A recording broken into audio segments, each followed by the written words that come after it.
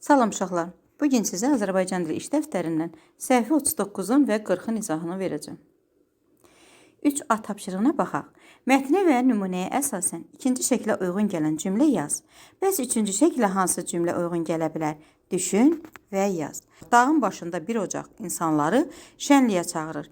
2 tonqal isə dedik ki, yurdun başında təhlükə var, igidləri köməyə çağırır, yurdun müdafiəsinə çağırır. 3 tonqal olduqda isə insanları əkin biçinə səsləyir. İndi yazaq. Deməli, belə yazacağıq uşaqlar. 2 tonqal qalanarsa, demək yurdun başında təhlükə var. 3 tonqal haqqında belə yazacağıq. 3 tonqal insanları torpağı əkib becərməyə səsləyir. Tapşırıq nömrə 1. Bilməcəni həll etsən, babaların dilindən söylənilən bir alqış oxuyarsan. Yuxarıda cədvəl verilib, rənglər verilib, aşağı hissədə isə fiqurlar verilib. Biz fiqurlarla rəngləri uyğunlaşdırsaq, yəni bir-birinə ox aparıb birləşdirsək, kəsişmədə olan hərfi uyğun yerə yazsaq, babaların dilindən söylənilən bir alqışı tapacağıq, oxuyacağıq. Baxaq, birinci hansıdır? Yaşıl ulduz. Yaşıl ulduzla ulduzdan getdi, yaşıldan toqquşdurduq. E hərfidir. Birinci E hərfidir. İndi isə mavi kvadrat. Kvadratdan getdi, yuxarıdan da el sözüdür. El. Qırmızı ulduz. Qırmızı ulduz, ulduzdan getdik və qırmızıdan düşdük. O hərfidir uşaqlar. Bənövşəyi. Bənövşəyi dairə. Baxaq, dairədən gedirik sağ tərəfə, bənövşəyi. B. Mavi dairə. Dairədən getdik. A. Harada mavi dairə görsək, onu A yazırıq. A. A. Hər birini A yazırıq. Baxaq, yaşıl kvadrat. Yaşıl kvadrat isə N hərfi olacaq uşaqlar. N. Harada yaşıl kvadrat görsək, ora N yazaq. Növbəti, qırmızı dairə. Dairədən sağa getdik və qırmızıdan aşağı D. Qırmızı dairə D hərfidir. Başqa qırmızı dairə yoxdur. El, obandan, digər hissəyə baxaq. Mavi ulduz.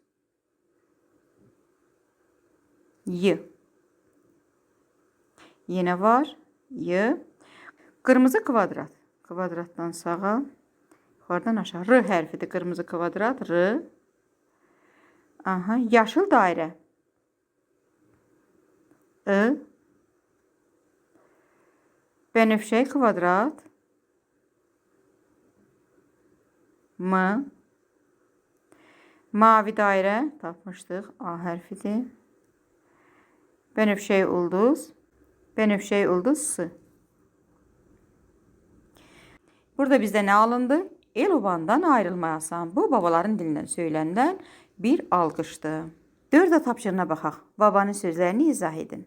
Torpağı qoruya bilmiriksə, əkib becərməyə dəyməz. Çünki biz niyə əkib becərməyə dəymir uşaqlar? Biz əkib becərsək də düşmən gəlib işğal edəcək və torpaqlarımız, əkib becərdiyimiz sahələr düşmən tapdağı altında qalacaq və yaxud düşmən istifadə edəcək. Ona görə də əgər torpağı qoruya bilmiriksə, artıq onu əkib becərməyə dəyməz. Biz də qısa yazaq. Deməli, necə yazdıq? Torpağı qoruya bilmiriksə, əkib becərməyə dəyməz, çünki düşmən işğal edəcək. Əkib becərmiriksə, qorumağa dəyməz. Çünki biz əgər torpağı əkib becərmiriksə uşaqlar, artıq torpaq dağa daşa çevriləcək. Ataların bir yaxşı sözü var. Deyir, bağa baxarsan bağ olar, baxmazsan dağ olar. Yəni, daşa çevrilər, dağa daşa yararsız olar. Çünki əgər əkib becərməyəndən sonra artıq onu qorumağa dəymir. Çünki istifadəyə yararsız olacaq. İndi biz də qısaca yazaq. Bax, bu qaydada yazın, istifadəyə yararsız olacaq. Yəni, heç kimə lazım olmayacaq. Bir tapşırığına baxaq uşaqlar. Alqışları və atalar sözlərini uyğun xanalarda qeyd et. Yəni, hansı cümlə atalar sözüdürsə, həmin xananı işarə eləyəcək. Hansı alqışdırsa, onun altından işarə qoyacaq. Baxaq. Adın dillər əzbəri olsun. Bu alqışdır. Ona görə alqışların altından işarə qoyuruq. Hər kəsə öz vətəni əzizdir. Bu atalar sözüdür. Başın bəlalar görməsin. Alqışdır. Elindən ayrı düşməyəsən. Alqış. Qorxan gözə çöp düşər. Atalar sözü. İşin avanda olsun. Alqış. Dost yaman gündə tanınar. Atalar sözü. Növbət tapşırığımıza baxaq. Cümlədən uyğun sözləri seçib nöqtələrin yerinə yaz. Dağda 3 böyük ocaq qalanmışdı. Baxaq, ad bildirən sözlərdir. Hərəkət bildirən sözdür, əlamət bildirən sözdür, say bildirən sözdür. Uşaqlar, gəlin əvvəlcə baxaq görək hansı sözlər ad bildirir.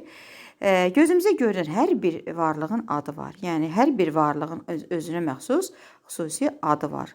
Və bu sözlərə ad bildirən sözlər deyirik. Ad bildirən sözlər kim, nə, hara suallarından birinə cavab verir. Bir də var həmin varlığın hərəkəti. Hərəkət bildirən sözlər. Hərəkət bildirən sözlər varlığın hərəkətini bildirir. Nə etdi, nə edir, nə edəcək suallarından birinə cavab verir. Əlamət bildirən sözlər isə varlığın əlamətini bildirir. Əlamət bildirən sözlər necə, nə cür, hansı suallarından birinə cavab verir. Say bildirən sözlər isə rəqəmlərdir uşaqlar, ədədlərdir, rəqəmlərdir. Say bildirən sözlər neçə, nə qədər, neçənci suallarından birinə cavab olur. İndi biz burada müəyyən etməliyik ki, dağda 3 böyük ocaq qalanmışdı cümləsində hansı sözlər ad bildirir? Dağda.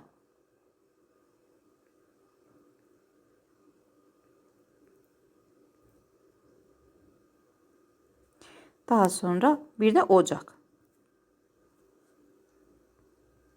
Dağda və ocaq sözləri ad bildirən sözlərdir. İndi ikinciyə baxaq. Hərəkət bildirən sözlər. Burada qalanmışdı. Nə etmişdi? Qalanmışdı.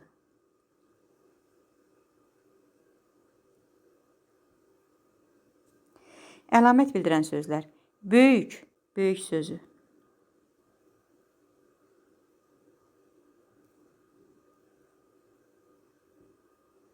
Böyük. Say bildirən sözlər isə 3. Neçə? 3. Biz neynədik? Ad bildirən sözlərin qabağından dağda, ocaq sözlərini yazdıq. Hərəkət bildirən sözün qarşısından qalanmışdı. Əlamət bildirən söz böyük, say bildirən söz isə 3 rəqəmini yazdıq. Bununla da bugünkü izahımız bitdi. Sağ olun, gələn izahlarda görüşənədək.